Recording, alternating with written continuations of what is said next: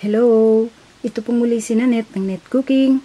Ngayong araw gagawa po tayo ng cheesecake flan at ito po ang ating mga kailangan. So meron po tayo ditong 10 eggs. Ang kailangan natin ay 10 egg yolks and 5 egg whites. Then meron po tayo ditong condensed milk, evap milk, fresh milk, vanilla extract. Then syempre cream cheese ang gagamitin po natin dito. Then granulated sugar at salt.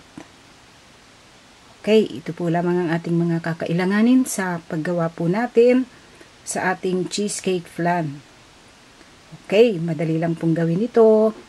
Umpisahan na po natin. Then ngayon, ang unang gagawin po natin, gagawa muna tayo ng syrup para dun sa ating cheesecake flan. So meron po tayo ditong half a cup of sugar, white sugar, gagawa tayo ng syrup. Parang leche flan din. Pag gumagawa tayo ng leche flan, gumagawa tayo ng syrup. Okay. So, ang gagawin natin dito, lulutuin natin over low heat hanggang sa makagawa tayo ng syrup. Kailangan dito mag-brown itong ating sugar.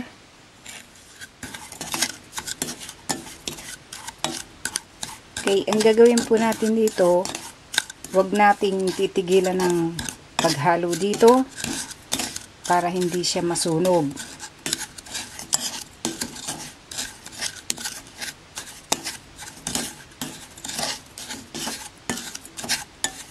So, hindi po tayo naglagay ng water dito. So, hintay nating mag-melt yung sugar. Then, ngayon po, nag-melt na itong ating sugar. Okay, lulutuin natin ito hanggang mag-brown siya, hanggang matunaw na lahat, hanggang maging caramel syrup.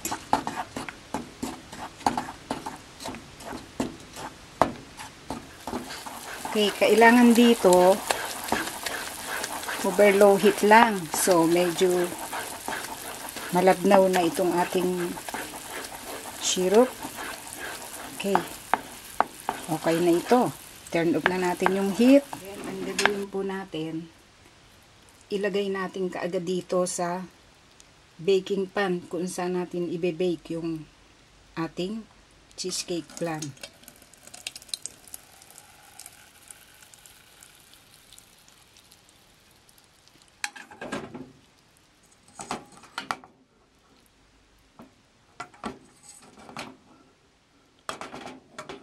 Sa paggawa po natin ng syrup, ingatan lang natin na masunog kasi pwedeng maging mapait ang lasa ng syrup. So, okay na po ito. Then ngayon, gagawin na po natin yung ating cheesecake flan filling.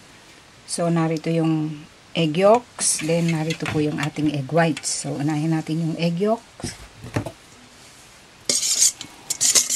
Haluin natin.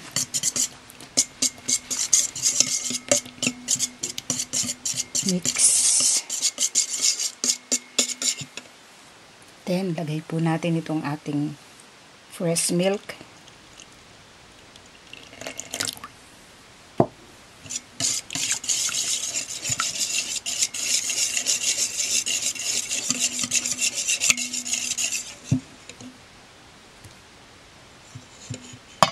Evap milk.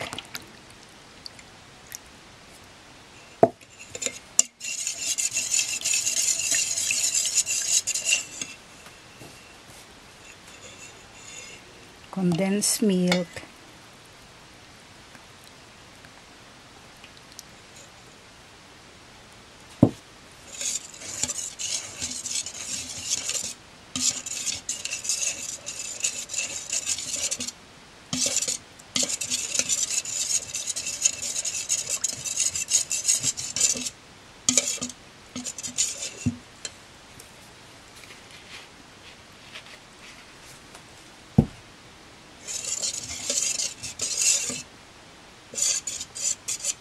Okay, then i-set aside po na natin ito.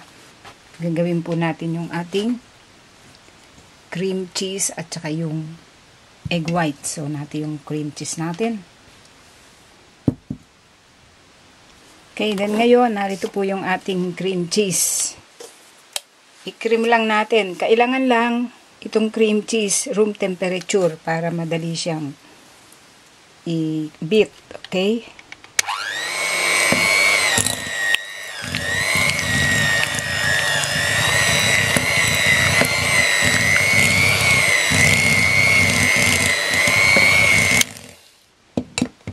Then, lagyan po natin ng sugar.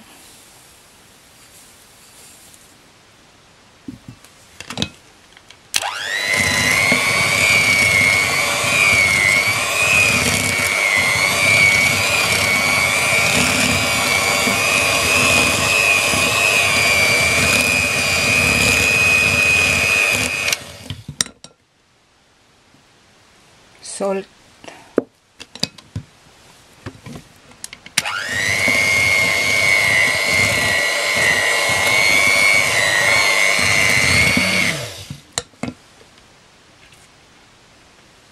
Then, dito po, ilalagay natin yung egg whites. So, paunti-unti.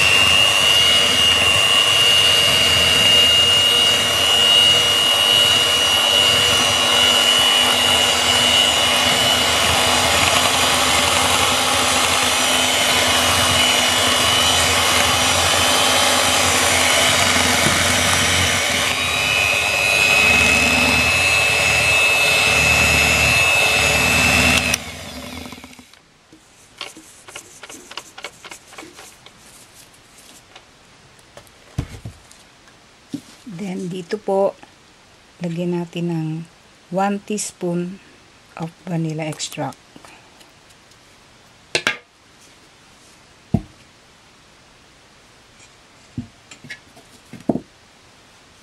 Mix.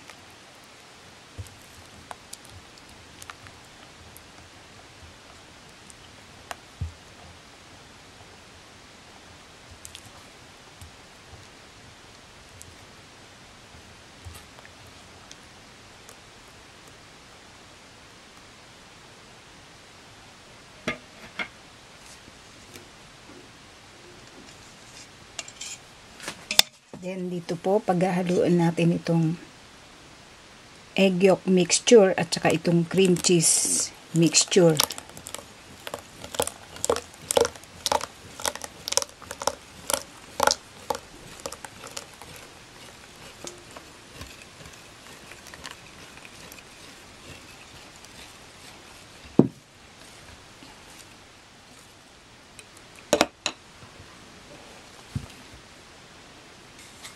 Then, meron tayo ditong strainer.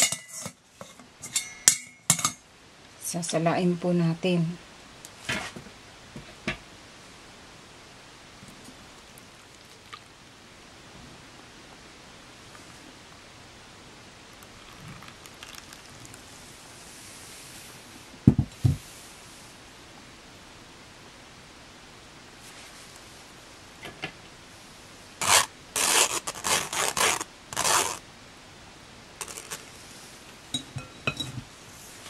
Then ngayon, narito na po yung ginawa nating caramel sauce o caramel syrup. At narito yung ginawa nating cheesecake flan mixture. Isasali natin dito.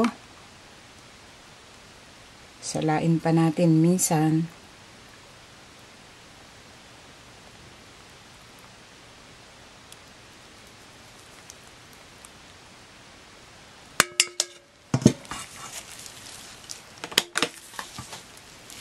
Then, dito po, lalagyan natin ng boiling water. So, ito po, kumukulong tubig ito. Then, ang gagawin po natin dito, i-bake natin. I-steam natin sa oven ng halos 1 oras. So, kailangan lang po na i-painit na natin yung oven. sa 150 Celsius. Ibe-bake po natin ito ng halos 1 oras. Then ngayon, pagkaraan ng halos 1 oras at kalahati, i-check po natin itong ating ibinibake na cheesecake flan. So, palagay ko okay na po ito. Hahanguin na natin. Then ngayon, narito na po yung ating cheesecake flan after na nahango natin sa oven. Ang gagawin po natin dito, hihintayin lang nating mag-cool down at ilalagay po natin sa ref ng mga 3 oras. Okay. Then ngayon, pagkaraan po ng halos magli-5 oras ng pagkakalagay po natin sa ref, narito na po yung ating cheesecake flan. So, ang gagawin po natin, i-transfer na natin ito sa isang platter. So, itong gilid, paraanan lang natin ng knife or spatula para madali po siyang mai-transfer doon sa plate.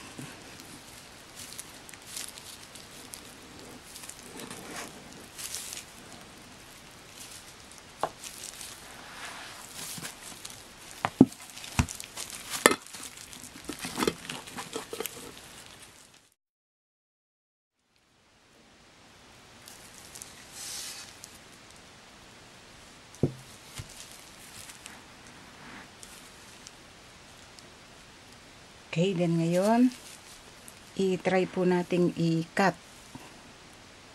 para makita natin yung loob nitong ating ginawang cheesecake flan.